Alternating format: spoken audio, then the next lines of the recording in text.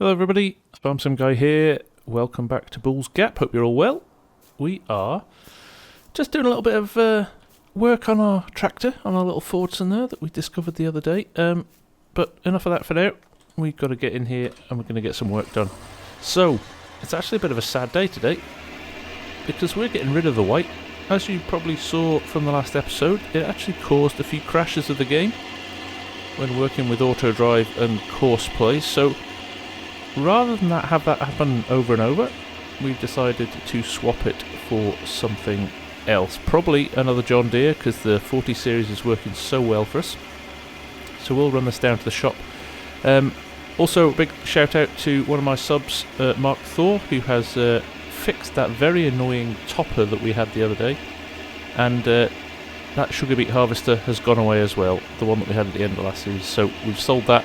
We've lost a bit of money, but to be honest, I think it's only fair. We made some bad decisions and we're paying for them now, but we'll get this down to the shop.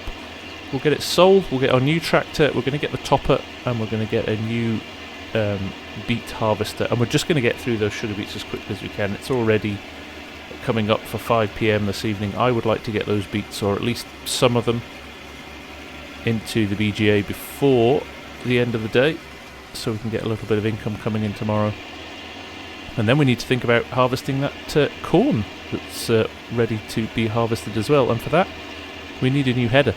We haven't got a corn header at the moment, so we need to think about that. We've also got straw sitting on field 8 that we left there after we combined that the other day, so that needs picking up. So there's a lot to do, as well as, of course, the backfield was ploughed in the last episode, so that needs planting as well. So more than enough for us to keep going today. So we will crack on with it, and we'll see you shortly. So here we are. It's a lovely tractor, it is. The noise is great, but it's just causing me too many issues at the moment. So we will sell that back. We are still having a few issues with our topper, so we're going to go with this one from the sugar beet harvest pack. Sensibly priced, 16,000. I'm going to take it second hand as well, because it's going to save us a bit of money, because I don't want to run out of money from our tractor. But we need that, so we'll buy that. And we will also take the 18-row beet harvester. This is a modded version. But to be honest, I'm at the point now where I just want to get this stuff done. I am not a fan of beets in any way, shape or form. So money-wise, we've got 68,000 left. We're going to treat ourselves to a new tractor. I think we're going to go for medium tractors and see what we can afford. So we're going to go for this 4455 in two-wheel drive. We put a few weights on the front, and we're going to keep the rollover protection on. But that's quite nice. 46,000. We've got 68. I was going to buy it second hand, but actually I don't think I need to. And it gives us some flexibility. I've bumped it up to the biggest engine, so we've got 148 horsepower, which is pretty good. I quite like this. Looks a bit of fun, doesn't it? I know it's another John Deere, but at the moment it's kind of probably the best, like for like money versus horsepower tractor we've got. So I'm pretty happy with it. Looks pretty good. So let's get this down to the yard. That 16-row thing looks huge. Okay, we're back. I'm glad we put a bit of weight on the front of this, because this is quite a heavy little machine. But we're just going to throw this straight into the field. Obviously this is only 3 meters wide, and the harvester we've got is 9 meters wide, so it's going to take a little bit of time for this to go around the field. But if we set it to go a few times, by the time we sent the other tractor down and picked up the harvester, we'll be back and it should be in a good place to start doing some work. So we'll get started. This tractor looks great, doesn't it? Fantastic bit of kit.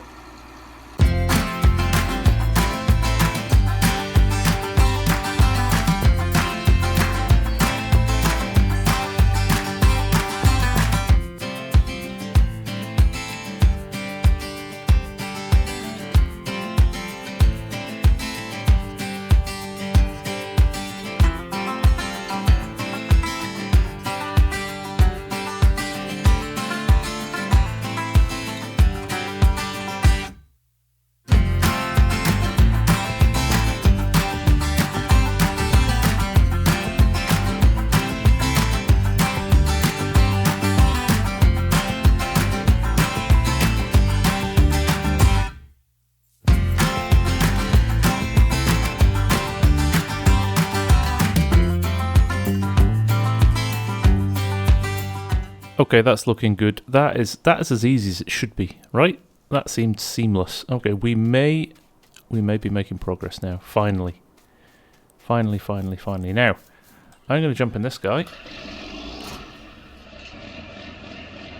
Which, to be honest, has a better sounding engine than that other one, but it is what it is. I'm just going to check the engine horsepower on this, actually. That big 9-row harvester is 150 horsepower required to run it. Now, we have got... I don't know what we've got in this at the moment, but we should probably whack it up to the max 146, which is what we have, actually. That's what we're running anyway, so I'm happy with that. Right, we'll go and pick up that harvester. Yes, it's tight. It's 4 horsepower less than we need, but I'm kind of hedging my bets that because it's a relatively flat field, we can get away with it. So, again, another trip to the shop, so we'll see you shortly. Okay, we'll pick this up. Hopefully, it's all going to work.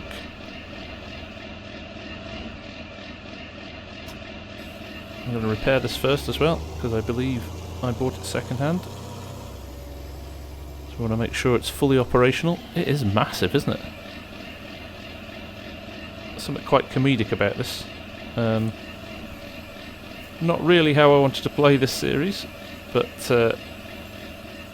it's the first time I've kind of probably gone super unrealistic, because I just want to get these done. My aversion to beets, unless you've got a £500,000 bit of kit, sugar beets I think are a challenge, definitely. So we'll head home and we'll see you back there.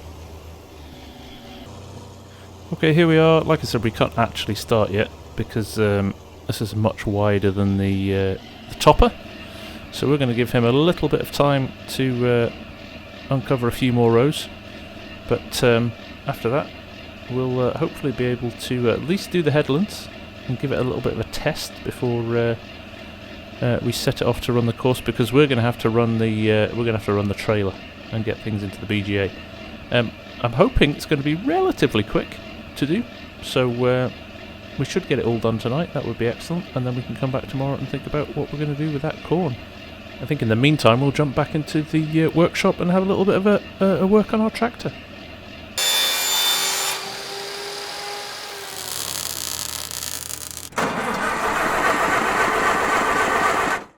Actually, I bet you our time is to probably go and pick up the corn header ready for tomorrow morning and cutting the corn in the other big field. So we are going to pick up this Diamante header. We've coloured it the same as the combine because, to be honest, we care about what things look like. That's important.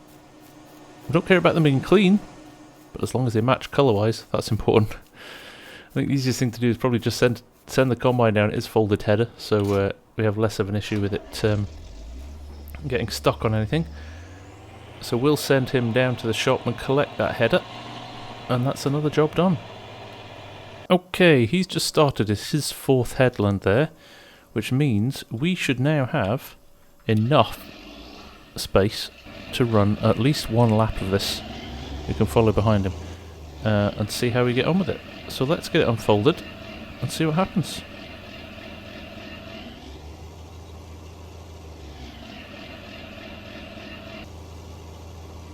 Well folks, can you believe it? The woes continue. I cannot unfold this beet harvester. It is, for whatever, no matter what button I press, I cannot unload it. There's no clues in the controls. I can turn it on, I can turn it off, I can't even lower it. So I can start it up, you can see everything spinning, but I can't lower it down, so I can't even use it on its 3 meter width rather than the 9 meter width. I am totally baffled, and to be honest, pretty frustrated. So I think we'll be frisbeeing this into the hedge, and we'll be going to have a look at another option again. When will the pain end? Okay, so here we are back at the shop. There's the combine that's arrived to pick up the header. I am going to dump this over here.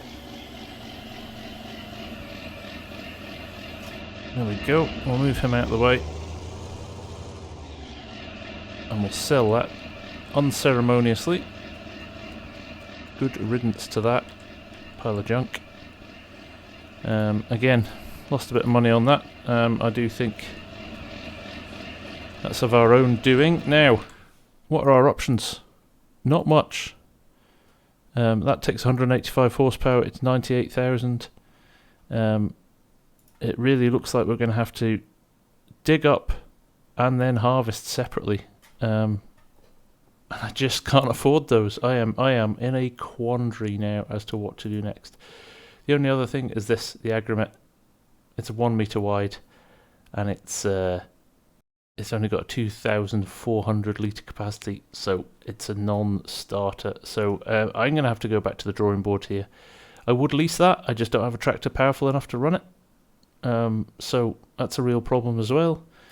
I'd actually got to the point where I'd like throw all of my rules out the window just to get this done. It's so frustrating. Anyway, what we're going to do, I think we'll think about this tomorrow. We're going to actually end up spending some of our sugar beet money just trying to make up for all the money we've lost and time we've lost doing this. So I think I'm just going to stop worrying about my beets for a while. I'm going to let that run in the field. We might have to go and have a little browse online and see if there's anything else that we can find to help us out in our sugar beet escapades.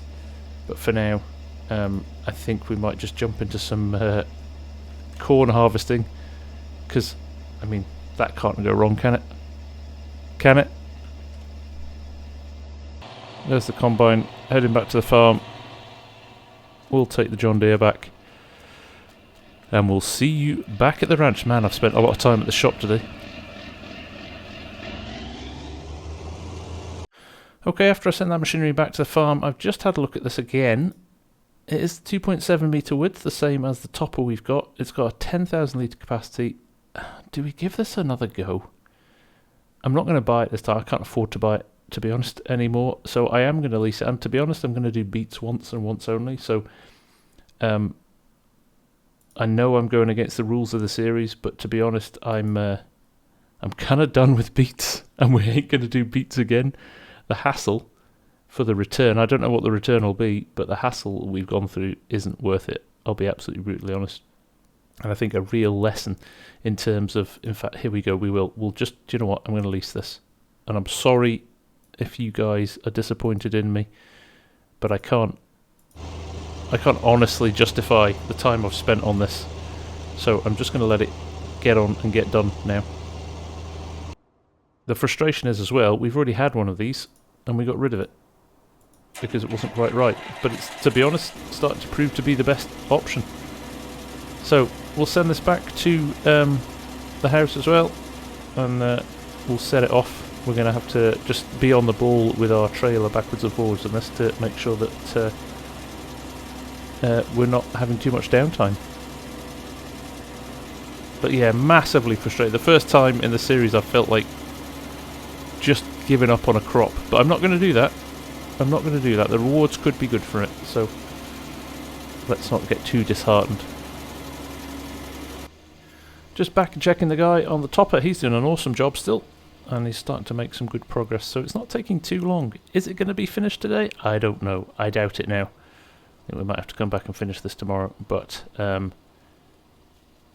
the same time we could probably run the combine tomorrow in tandem on the other field, and maybe even get some stuff planted as well. So all is not lost. This is just a little bit of a bump in the road, and we're going to have one of those every now and again. I think up until now we've had our fair share of luck with machinery and things that have worked. So you know what, I'll take this one on the chin, and we'll keep pushing forward. Well, that was a slow trek, but he's here. He is here, and it's delivered. I couldn't even be bothered colouring it this time. Just want to get the job done. Have I mentioned? Right. Let's get it up to the field. Let's get it fired up. Now, the nice thing is it should be able to use the same courseplay course as the topper. They are the same width. But we are going to fire through this as quickly as we can. Now, it's 10,000 litre capacity.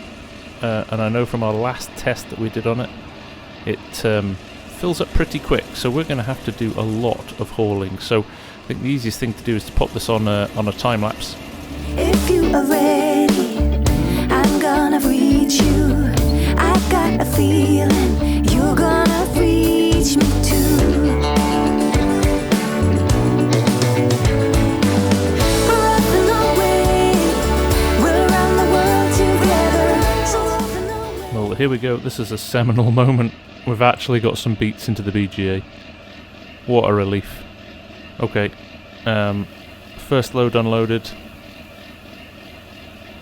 Hopefully, the first of many, and hopefully we start to see some money from this misery.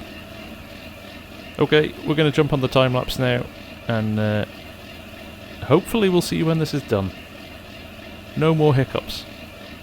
That's what I'm hoping for. We're going away. You never know what we will find behind the line. Behind the line.